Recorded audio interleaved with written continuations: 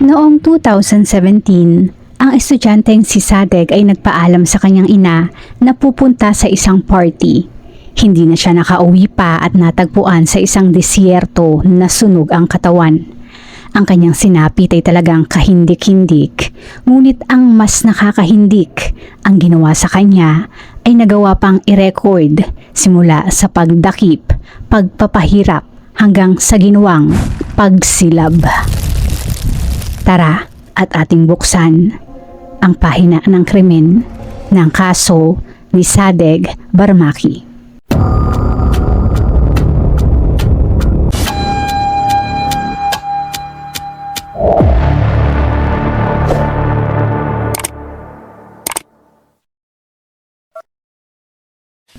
Ipinanganak noong 1998, si Sadeg Barmaki ay nagmula sa isang working class family sa lungsod ng Mahabad na matatagpuan sa kanlurang Azerbaijan ng Iran. Ang kanyang ina ay isang mananahi habang ang kanyang ama ay isang gwardya. Ang pinagsamang sweldo ng mga ito ay nasa 800,000 bawat buwan, kung saan 700,000 dito ay napupunta sa kanilang upa pa lamang. Dahil sa kakapusan na ito, ang mga magulang ni Sadeg ay nagkaroon ng pag-asa nang siya ay nag-enroll sa lokal na universidad para mag-aral ng accounting. Sa kanyang pag-aaral, si Sadeg ay nagkaroon ng mga malalapit na kaibigan. Isa na dito ay si Daniel Devani Asar na naging malapit na niyang kaibigan simulat sa pool noong siya ay nasa preschool. Ang ilan pa sa kanyang mga malalapit na kaibigan ay sina Kamal Asghari Musin at Syed Daniel Zin Al-Abidin. Kung mayroong kaibigan, si Sadeg ay mayroon ding kaibigan at mayroong romantic na relasyon dito ng nasa higit 2 taon. Ayon sa kanyang girlfriend, si Sadeg ay isang taong napakabuti, isang family-oriented na lalaki na mayroong mabait at pusong mahabagin. September 21, 2017, binisita ni Sadeg ang kanyang ina sa tailoring shop nito. Si Sadeg ay nagpaalam dito at sinabi na si Daniel ay nag-organisa ng isang going off party dahil plano nitong umalis ng Iran para mag-aral sa ibang bansa. Hiniling ng kanyang ina na bumalik agad si Sadeg dahil may plano silang mag-picnic kasama ang pamilya kinabukasan. Tiniyak naman ni Sadeg na hindi siya magtatagal sa party kaya ang ina ay binigyan siya ng 20,000 at pagkatapos siya ay umalis na patungo sa party. Dumating ang kinabukasan umaga ng September 22. Si Sadeg ay hindi pa din nakakauwi. Sinubukan ng ina na tawagan ang telepono nito, ngunit walang sumasagot dahil naka-off iyon.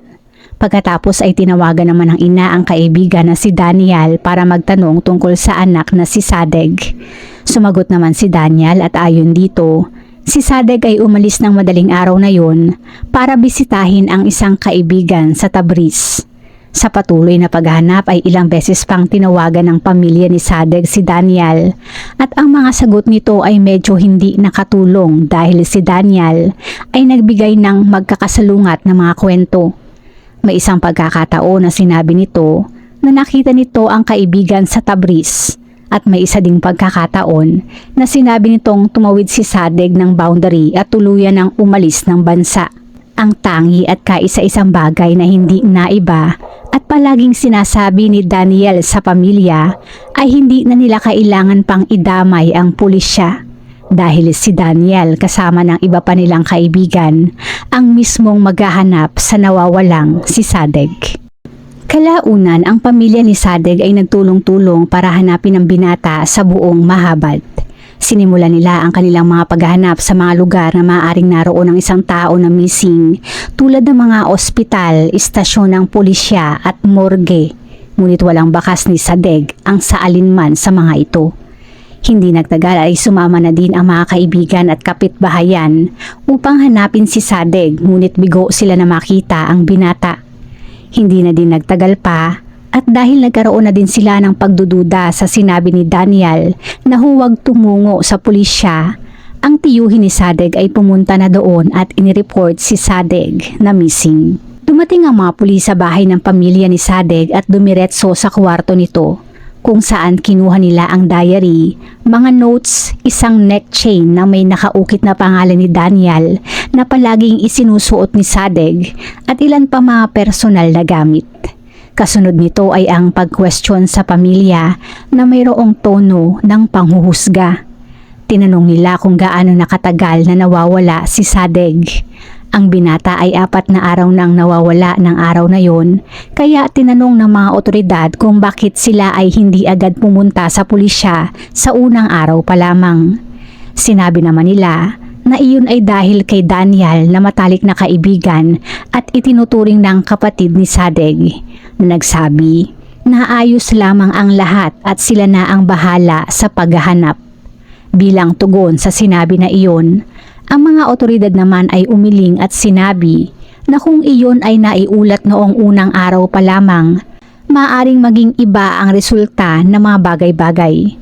Ang mga otoridad ay tuloy-tuloy na kwestiyon ang pamilya ng ilang oras at nahinto lamang at nagbigay ng 1 oras na pahinga nang ang ama ni Sadeg ay bumaba ng husto ang presyon ng dugo at nawala ng malay habang tinatanong. Sa kabilang banda, September 25, 4 na araw matapos na nagpaalam si Sadeg na pupunta ng party, isang lokal na pastol ang naglalakad sa kanyang pang-araw-araw na ruta sa disyerto malapit sa nayo ng Caris nang makakita ng isang sunog o nasusunog na bagay sa isang kalsada sa kanayunan patungo sa Mahabad.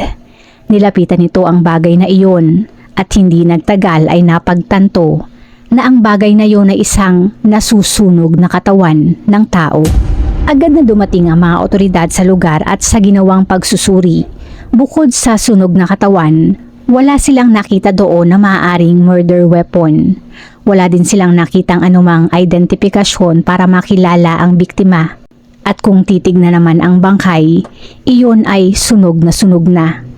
Agad iyong dinala sa Forensic Medical Center kung saan nakumpirma na ang biktima ay pinaslang.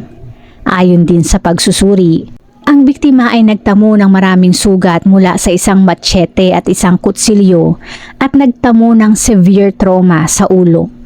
Ang mga sugat na ito ay talagang malala at napakasakit, ngunit base pa din sa pagsusuri, hindi iyon ang ikinamatay ng biktima.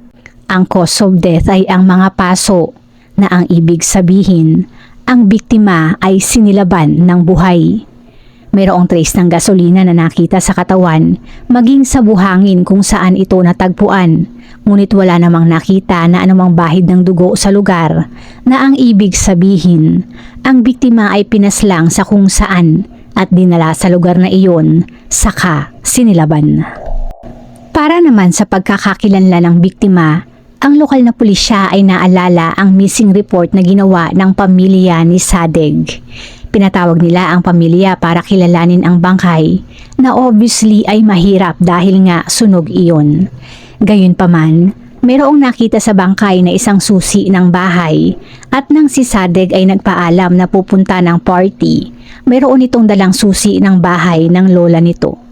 Mayroon ding singsing na suot ang biktima na kinilalang pagmamayari ni Sadeg. Para makasiguro, sila ay pumunta sa bahay ng lola ni Sadeg at sinubukan na buksan ang pinto doon. At oras na iyon ay bumukas, positibo na ang pulisya sa pagkakakilanlan ng biktima. At iyon ay walang iba nga kundi si Sadeg. Base sa bawat miyembro ng pamilya ni Sadeg, ang unang sospek na pumasok sa kanilang isip ay walang iba kundi si Daniel. At base na din sa sinabi nito sa pamilya ni Sadeg, ang mga otoridad ay kumbinsido na kahina-hinala nga iyon. Si Daniel ay ipinatawag para questionin na nag-deny naman ng anumang kinalaman. Sa kasamaang palad ay walang anumang hawak ang pulisya na maaaring magturo kay Daniel. Ngunit bago pa ito tuluyang palayain, isang lalaki ang pumasok sa istasyon na magbibigay ng linaw sa lahat. Isang lalaki na kaibigan ni Daniel ang pumunta sa police station. Ayon sa lalaki, siya ay binigyan ni Daniel ng isang SD card na naglalaman ng mga pelikula tungkol sa family at war films. Sinabi ni Daniel na kailangan niya itong ingatan na kanya namang ginawa. Kalaunan dala ng kuryosidad ay ininsert niya ang nasabing SD card sa kanyang computer para makita ang laman noon. At ang kanyang nakita ay hindi tungkol sa family o war film. Isang video na mayroong humigit kumulang 15 minuto ang nakita ng lalaki. Sa video ay naroon si Daniel at ang dalawa pang kaibigan na sina Kamal at Seyed na inaatake si Sadegh gamit ang mga kutsilyo at kumukuha ng mga selfie kasama ang walang malay at duguan na katawan nito. Ang tatlo ay maririnig na nagsasalita sa kamera kung saan isa sa kanila ay nagsabi pa sa salitang Ingles, quote, "Welcome to my hell." Sa video ay nakuhanan din ang maraming bote ng gasolina na makikita malapit sa harapang upuan ng kanilang sasakyan. Base sa nakuhang footage, ang dalawa pang kasabwat na sina Kamad at Seyed ay inaresto noong September 26. Bukod pa rito, isa pang lalaki na si Hossein Jahangiri ang inaresto din. Bagamat hindi nakibahagi si Hossein sa mismong pagpaslang, siya ang nagbigay sa tatlo ng mga patalim.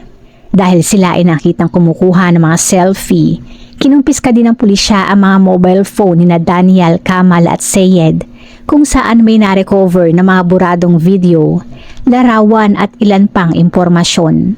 Ang mga otoridad ay nagawa ng pagdugtungin at ikonekta ang mga impormasyon na kanilang nakuha at nakabuo ng maaring naganap ng gabing yun. Si Sadegh ay nagpaalam sa ina na pupunta sa party noong September 21, ngunit ang totoo ay wala naman talagang party. Siya ay dinala ng 3 salarin sa isang lokasyon sa pag-aakala na doon magaganap ang party. Hindi niya alam na wala naman talagang party. Habang sila ay nasa labas ng lungsod, si Sadegh ay binigyan ng alak na may halong sleeping pills at diazepam. Maya-maya lang ay nagsimula ng makaramdam ng antok si Sadegh at oras na nakatulog, siya ay isinakay sa sasakyan. Ang grupo ay nagmaneho papunta sa isang liblib na lugar malapit sa nayo ng Caris at pagdating doon, oras na huminto ang sasakyan, sila ay nagsimula ng atakihin si Sadegh. Gumamit sila ng machete at kutsilyo at matapos nito ay kumuha ng selfie sa duguan at nakandusay ng katawan ni Sadegh. Pagkatapos ay inilabas nila ang katawan mula sa kotse at iniwan ito sa disyerto bago bumalik ng mahabad. Kinabukasan ng umaga, September 22, bumalik sila sa pinangyarihan ng krimen kung saan nila natuklasan na buhay pa si Sadegh ngunit hindi makagalaw dahil sa mga sugat. Dahil buhay pa, si Sadegh ay pilit nilang ibinalik sa sasakyan at nagmaneho patungo sa isang mas liblib na bahagi ng disyerto. Pagdating doon, inilabas nila ang biktima sa kotse at pagkatapos, si Daniel at Kamal ay kumuha ng isang bato na may bigat na humigit kumulang 30 kilo at inihulog iyon sa ulo ng biktima ng 2 beses. Matapos nito, si Daniel ay sinubukan naman na sunugin ang katawan, ngunit ang nagawang apoy ay medyo mahina, kaya iyon ay namatay agad. Dito pumasok sa eksena si Kamal at dala ang gasolina ay ibinuhos iyon sa katawan at sinilaban. Ang parte na ito ay kinuna ng video ni na Daniel at Kamal kung saan si Daniel ay sinabi, quote, "Welcome to my hell. We will do this to all of you." Bukod sa boses ni Daniel, ang boses ni Sadegh ay maririnig din sa parte na ito at sa kanyang huling mga sandali ay umiiyak na sinabi ang salitang ina. Matapos nito, ang mga salarin ay bumalik na sa sasakyan at habang papalayo, ang isa sa mga lalaki ay nang-uuyam pang sinabi, quote, "Bye-bye, I am Sadegh Barmaki." Sa harap ng mga nakuhang ebidensya, hindi na maitatanggi pa ang kinalaman ng 3 salarin na sina Daniel, Kamal at Seyed. Pero bakit? Ano ang kanilang motibo? Kung titignan ang anggulo ni na Kamal at Seyed, ang dalawa ay malapit kay Daniel kaysa kay Sadegh. Si Jose naman na pinagkunan ng mga patalim ay walang anumang koneksyon kay Sadegh, kaya ang pinakamalaking tanong ay na kay Daniel. Bakit niya nagawa ang isang kasuklam-suklam na bagay sa isang matalik na kaibigan na itinuring na siyang kapatid? Sinasabing si Daniel noong humigit kumulang 1.5 buwan bago ang insidente ay nagbago ang ugali. Siya ay nagpasya na yakapin ang satanismo. Nagsimula siyang mag-post ng mga grapikong nilalaman at mga video sa kanyang mga pahina sa social media, gumagawa ng mga kakaibang tunog at tinutukoy ang kanyang sarili bilang anak ni Satanas. Binago din niya ang kanyang pisikal na anyo, binago ang kanyang estilo ng buhok at sinasabing pinatulis ang mga ngipin. Ayon sa mga kakilala, siya ay tila wala sa normal state at tila nadoktrinahan sa isang kulto o sekta. Minsan ay sinubukan nito na isama si Sadek sa nasabing paniniwala, ngunit mariin iyong tinanggihan ni Sadek. Kung ganon, ang motibo ba ng pagpaslang ay dahil sa satanismo?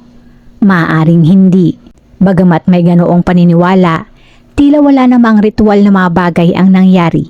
Idagdag pa na sina Kamal at Sayed ay hindi naman kapareho ng nasabing paniniwala, kaya kung iyon nga ay isang satanic murder, bakit kasama ang mga ito?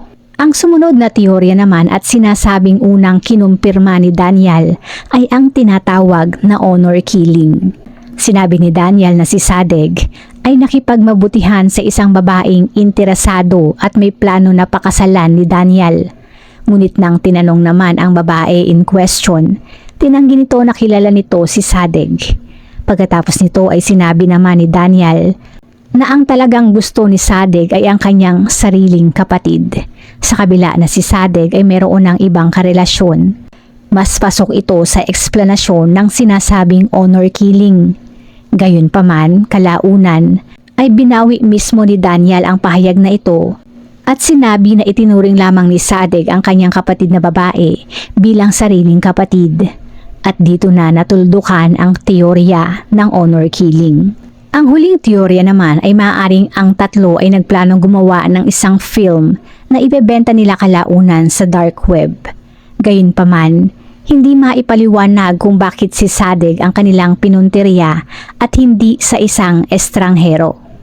Isa pa dyan ay kung bakit ibinigay ni Daniel ang ebidensya sa ibang tao o kung bakit nila sinubukang burahin ang sinasabing pelikula kung ibebenta naman nila ito. Sa huli ay hindi na naarok pa ang tunay na motibo ng krimen. Kung ano man ang dahilan kung bakit nagawa ni Daniel na pagtaksilan ang matalik na kaibigan at paslangin iyon sa kahindik-hindik na paraan ay hindi na kailanman nalaman pa ang kasagutan. Ang nangyaring murder ay talagang ikinagulat ng karamihan at mahigit 2,000 katao ang dumalo sa libing ni Sadek. Dahil sa labis na galit ng mga tao, mayroong mga gang ang nabuo upang tugisin ang mga bahay ng mga pamilya ni Daniel, Kamal at Sayed para gawan ng extrajudicial killing. Ang pagtugis na ito ay natigil lamang nang magmakaawa ang ama ni Sadek na huwag na iyong ituloy. Nagsimula ang paglilitis noong May 17, 2018 sa Criminal Court 1 Special Division for Children and Adolescents sa Mahabat. Ang apat ay nilitis sa isang saradong sesyon sa isang juvenile court kahit na si Sayed lamang ang nasasakdal na menor de edad noong panahon na yon na 17 anyos pa lang nang nangyari ang krimen. Sa korte, ang tatlong mga salarin ay nagbigay ng iba't ibang salaysay kung bakit nila isinagawa ang pagpatay. Muling lumutang ang motibong satanismo na sinunda ng motibong honor killing at mayroon ding nasali na ang motibo ay paghihiganti na resulta ng isang argumento. Sa huli, sinabi nila na sila ay wala talagang motibo, sabay sabi ng kanilang pagsisisi. Sa kanilang depensa, sinabi ni Daniel na ito ay uminom ng pills dahil hindi mabuti ang kalagayan nito at dahil doon ay hindi alam ang ginagawa. Ngunit base sa footage na nakuha, si Daniel ay wala sa ilalim ng anumang impluwensya at alam ang kanyang ginagawa. Sa pangalawang salari naman na si Kamal, sinabi nito na ito ay umakto lamang dahil sa takot kay Daniel. Napapaslangin din ito kung hindi ito susunod. Muli, base sa footage, si Kamal ay masigla o enthusiastic pa at walang bakas ng takot o anuman. Sa kaso naman ni Sayed, Sinabi nito na wala itong ginampanang papel sa pagsunog sa biktima at nasa sasakyan nang nangyari yun. Idinagdag din nito na siya ay wala pa sa tamang gulang at hindi pa umaabot sa mental maturity. Ang korte naman ay hindi tinanggap ang dahilan na ito at sinabing mas mature pa si Seyed kay Daniel at Kamal batay sa paraan ng pagsasalita nito at legal na depensa.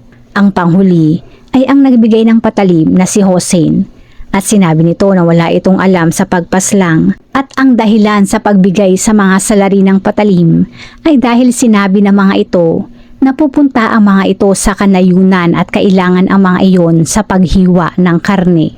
Ang korte ay ibinasura din ang pahayag na ito dahil malinaw base sa ibinigay na ebidensya na alam nito kung saan gagamitin ang mga patalim. June 1, 2018, ang 4 na mga nasasakdal ay napatunayan na guilty. Base sa kagustuhan ng pamilya ni Sadegh, ang mga salarin ay dapat patawan ng parusa batay sa kisas o sa madaling salita, mata sa mata, ngipin sa ngipin. Kaya sa pagpaslang kay Sadegh, si Daniel, Kamal at Seyed ay nasentensyahan ng death penalty by hanging. Si Hossein naman na maituturing na accessory at wala sa pinangyarihan ng krimen ay nabigyan ng 10 taong pagkakakulong. Bagamat napagbigyan ang pamilya ni Sadegh sa parusa batay sa kisas, sa ilalim ng sistema ng kisas ng Iran, ang 3 ay maaari lamang paslangin pagkatapos na bayaran ng pamilya ni Sadegh ang pamilya ng pumatay ng blood money.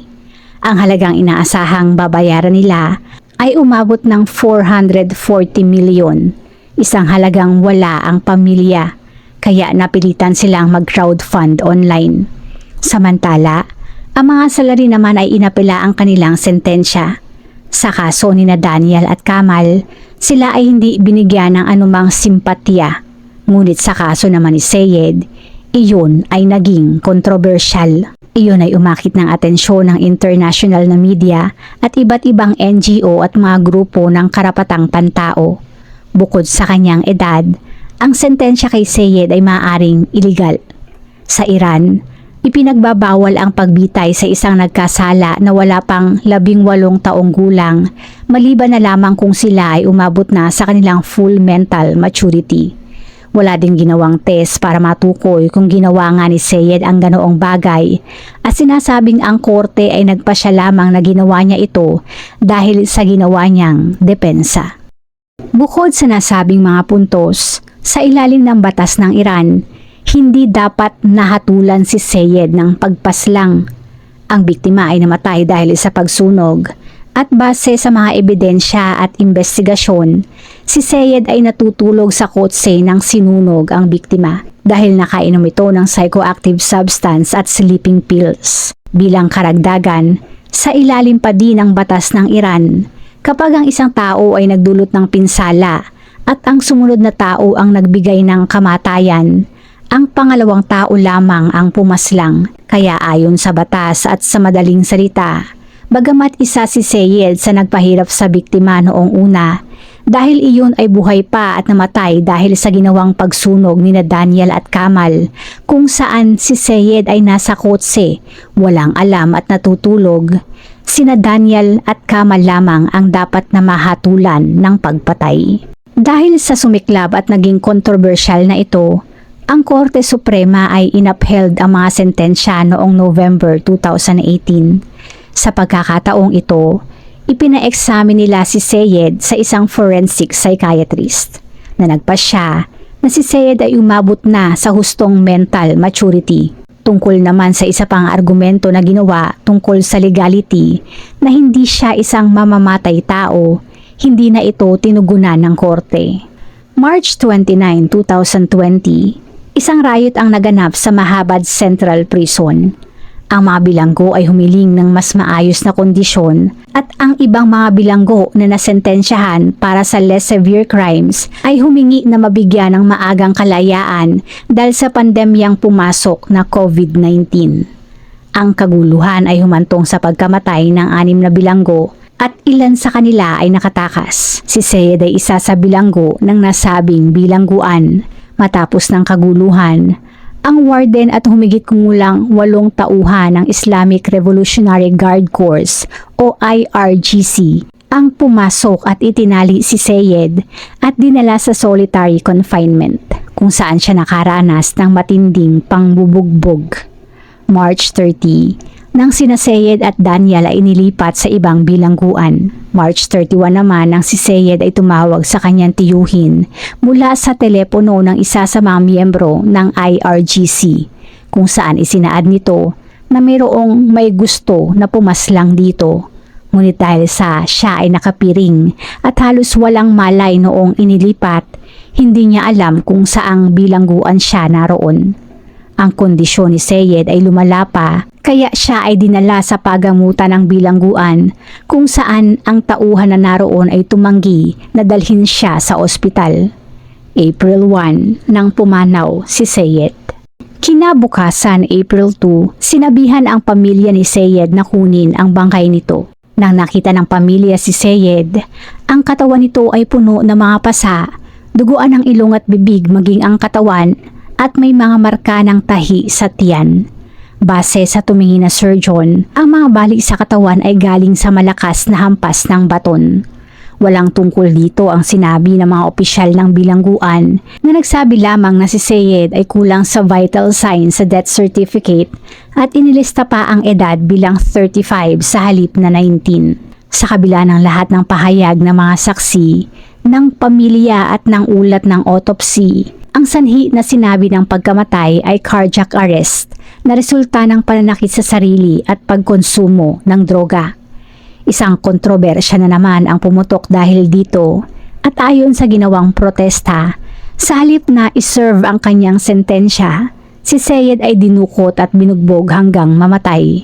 Sa huli, wala namang naaresto o nanagot sa nangyari na ito. Sa pagkamatay naman na ito ni Seyed bago ang kanyang parusa, ang blood money na maaaring ibayad sa kanyang pamilya ay walang bisa na nagpagaan naman kahit papaano sa pasanin ang pamilya ng biktima na kailangan na lang magbayad sa pamilya ni na Daniel at Kamal para harapin na ng mga ito ang parusang kamatayan.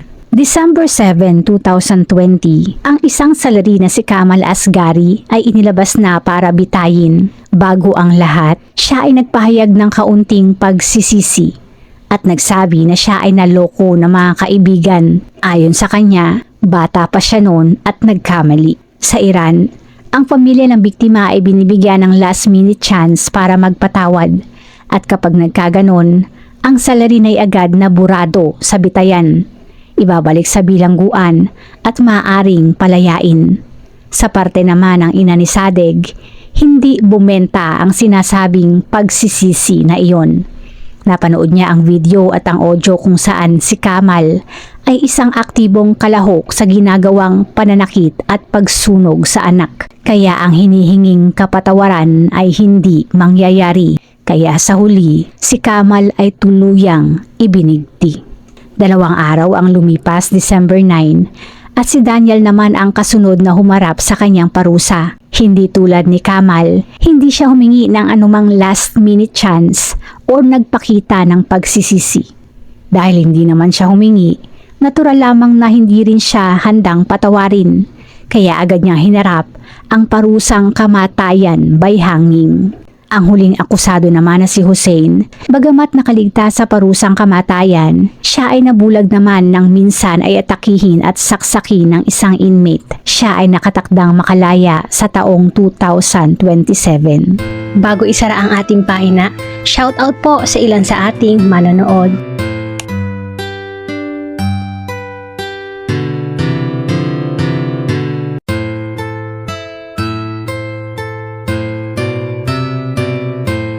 Salamat po!